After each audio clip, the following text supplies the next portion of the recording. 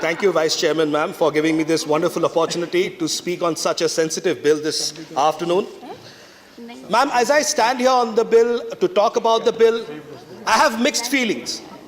Somewhere I'm very happy that a bill has finally come, that we have decided to at least look after the rights and protection of the transgenders.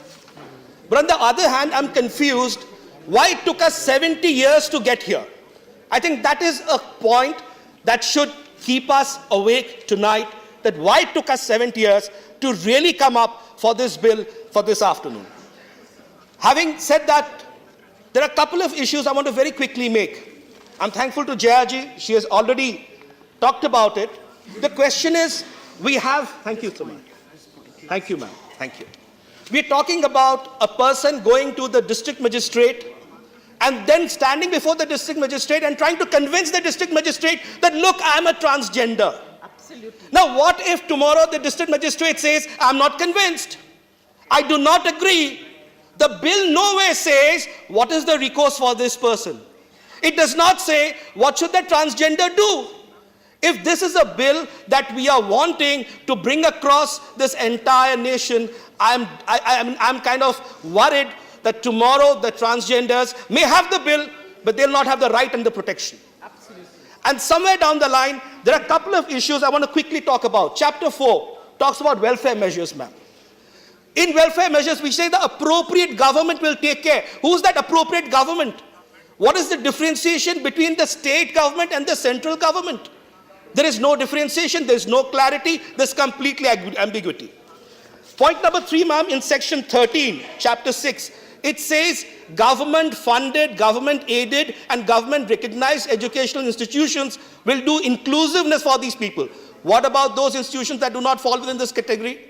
Why should we only look at government-aided and government-supported and government-recognized? I think there needs to be a change there.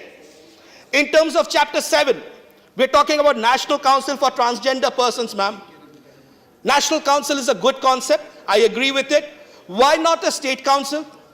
Tomorrow, if there is a grievance redressal, which is mentioned in 17D of the clause, that the person can go for a grievance redressal, will a person from the district of Sundargarh in Odisha go all the way to Delhi to actually get redressal? I think somewhere down the line, the bill has not paid attention to the need to have state level such councils as well as at the district level. Because mind you, there are many transgenders which do not have the socio-economic stability and the capacity to do that. Finally, I would talk about the offenses and penalties. On chapter 8, it has been mentioned. But what about the existing laws like the Indian Penal Code, like the Code of Civil Procedure or the Criminal Procedure, which talks only about man and woman, which does not talk about transgenders? Where do they fit in? What is the penalties and offenses that would be charged if they are harassed, if they go through rape, if they go through various kinds of offenses? Such things are completely missing and lacking. At the end, I would like to talk to one thing. Today, we may be bringing about this law, but the law will not help mainstream the transgenders in society. Absolutely. It is a centuries-old stigma that we have pushed them behind. It is not a legal issue only. It is an issue which is social, which is cultural, which starts from the family and goes right into the earth of society. Therefore, there needs to be a mainstreaming. The bill nowhere says we are going to mainstream them. We are going to bring them together. We are going to bring the society closer to them and them closer to the society. In the absence of this, what will happen? We will have a bill, but at the end of the day, it may not be a fructuous bill. I'll take 30 seconds. I'm very proud, ma'am, that when I stand today, the Vice President of the Biju Mahila Janata Dal is a transgender Meera Parida. She's my dear colleague, and I'm proud to have her with me. At the same point of time, in 2016, in the BPL category, the transgender community has been added in Odisha.